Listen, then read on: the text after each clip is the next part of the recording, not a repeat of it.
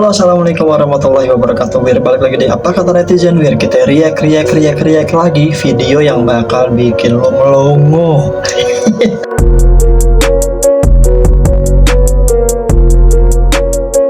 Ngomong-ngomong gimana, Wir? Potongan rambut gue kemarin gerah. Dikatain orang gila mulu sih di komen. Dikata gondrong doang kayak orang gila. Tapi nggak apa-apa. Kali ini tuh ada video dari maminya anak-anak. Dia ngancem nggak akan lantik caleg terpilih di partai PDI. Kita dengerin yuk. Dewan Pimpinan Pusat, DPP, PDIP mengancam tidak akan melantik calon legislatif dari partainya yang nantinya terpilih sebagai anggota DPR RI maupun DPRD untuk periode 2024 hingga 2029. Namun suara di dapilnya gagal memenangkan pasangan nomor urut 3, Ganjar Pranowo Mahfud MD untuk Pilpres 2024. Ancaman itu bukan gertak sambal, karena DPP PDIP menilai caleg-calegnya tersebut tidak mampu menjalankan instruksi yang ditandatangani Ketua Umum PDIP, Megawati Soekarnoputri dan Sekjen PDIP, Hasto Kristianto pada 16 Desember 2023. Benar nggak, Wir? Dalam instruksi tersebut, Gara-gara itu caleg nggak memenangkan nomor 3, dia diancam walaupun menang tidak akan dilantik oleh partainya. Bener gak sih, Wir, menurut kalian, Wir? Please komen. Hah? Diperiksa? Apalagi kalau saya nggak jadi direktur, bisa makin dikejar-kejar saya. Kalian pernah pas lagi tidur terus baru tidur sebentar terus dibangunin gak sih, Wir? Kan masih kaget tuh ngambang. Nah ini nih, ada nih. Mas, Mas, Mas, apa? Es teh, Mas. Es teh, Mas. Es teh, Mas.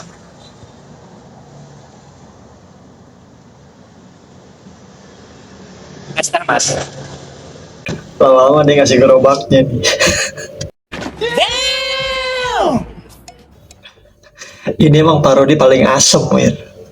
Nggak pernah gagal ngeparodiin mereka. Nih dengerin nih. Bola lah ya, asem. Ini gawat loh ini. Pokoknya kita harus gerak bersatu supaya Bowo itu nggak naik. Iya, betul. Karena kalau sampai Bowo naik dan proyek bekelnya itu berjalan, saya bisa disemarin sama Om Sam. Karena saya udah dibayar. Sampai itu masih enak.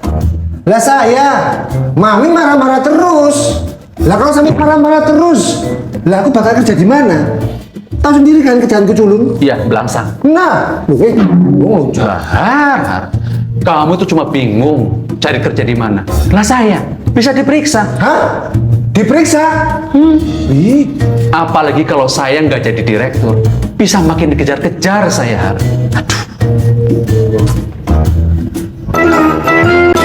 Sindiran atau parodi mereka tuh mirip The Simpsons menurut gue, Wir. Is linked to the former regime of President Suharto, which was a harsh dictatorial regime that fell in 1998. 0202 merapat. Oke gas, Prancis bakal ngegas. Prancis, media Prancis ketar-ketir aktif memantau Prabowo. Kita dengerin ya. Okay, so it could well be Subianto then, who is the country's next president. He's the current defense minister. What can you tell us about him, about his vision now for Indonesia? Right, well, he's 72 years old, and he has the youngest running mate, who is Gibran Rakabuming Raka, who is the son of the outgoing President Joko Widodo. He's only 36, and this is the youngest that any running mate has been. Normally that is not allowed because they're not allowed to run at that age. They have to be slightly older, but there's been a change to allow him to be the accompanying running mate. That has added as a huge boost to the popularity of Prabowo Subianto, because he is linked to the former regime of President Suharto, which was a harsh dictatorial regime that fell in 1998 after 32 years in power.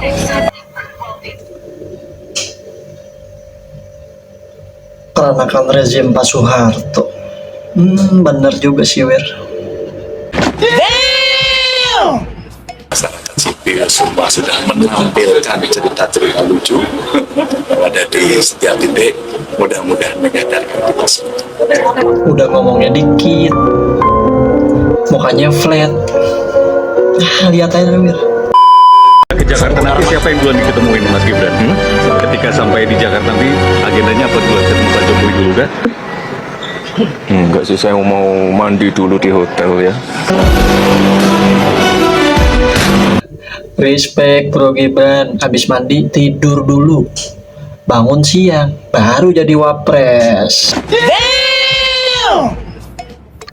Si angkuh ini gue bingung ngomongnya, Wir. Kita dengerin aja, liatin mukanya ya. Dengan kekalahan di kandang-kandang Banteng sama Solo. Saya belum melihat kekalahan yang ada adalah rekamnya yang belum ada adalah rekamnya. Karena ada yang menarik gitu ya. Hari ini umpama hampir sebagian besar di luar negeri sana. Ya. Mari kita lihat, maka kita hati-hati, tidak perlu marah. Silakan ikuti proses kawan-kawan para penduduk kerja takut mengumpulkan seluruh data di masyarakat. Sebutin angka Pak Ganjar kemarin di TPS kalian, Wir. Udah gak usah malu, kayak saya nih nyebutin nih. 7. Angka Pak Ganjar 7.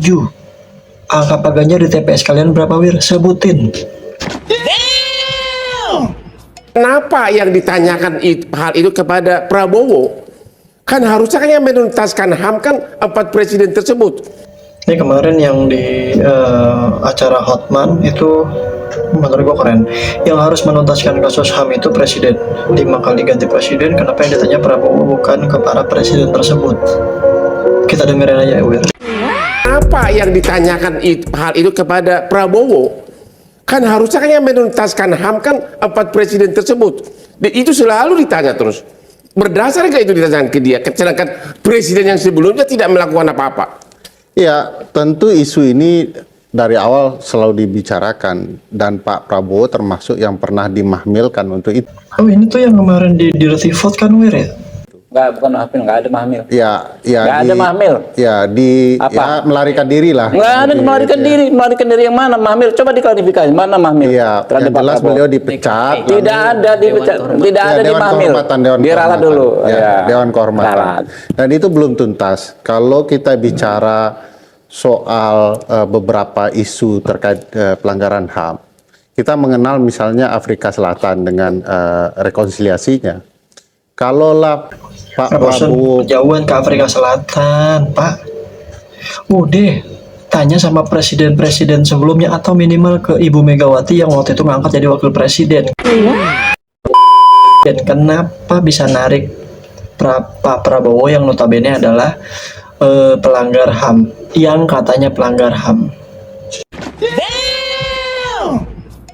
Gak dibagi kabel wong bloli.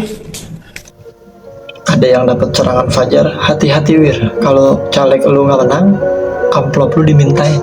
Soalnya ini ada nih, caleg gagal, tim ses diminta untuk ambil kembali amplop untuk warga.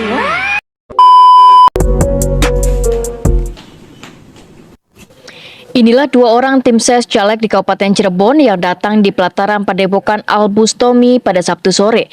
Tim ses salah satu caleg ini depresi usai calonnya yang digadang-gadang meraih suara tinggi justru keok dan anjlok. Bahkan 2 kali pemilihan ini ia gagal mengantarkan calonnya duduk di kursi legislatif tingkat kabupaten. Mursyid mengaku telah berupaya maksimal memenangkan calegnya dengan melakukan sosialisasi hingga membagikan sembako dan juga uang. Namun rupanya Dewi Fortuna tak berpihak pada dukungannya memenangkan calon anggota dewan. Ia pun putus asa karena tekanan kepercayaan yang kembali gagal dilakukan di tahun politik ini. Halo, gak dibagi kabel wong bloli. Serupa dengan Mursyid, Ibrahim juga mengalami hal serupa. Ia bahkan mengambil kembali amplop. Berharap sama manusia, berharap sama Tuhan, berharap sama Allah aja. Ribet amat dah. Kampung KPU, kampung KPU, kampung KPU. Ini si pengumpul massa, si pengumpul rakyat, Wir. Dia katanya tuh bisa ngumpulin banyak masyarakat untuk kumpul ke KPU. Dengerin nih. Saya tetap melawan. Saya akan turunkan pasukan-pasukan, bahkan rakyat Indonesia saya serukan semuanya harus turun di jalan. Kampung KPU, kampung KPU, kampung KPU, takbir! Kepung KPU, kepung KPU, kepung KPU. Nakal. Emang bapak siapa nyuruh kita kepung KPU? Males, mendingan kerja cari duit, ntar dipotong gaji, Pak.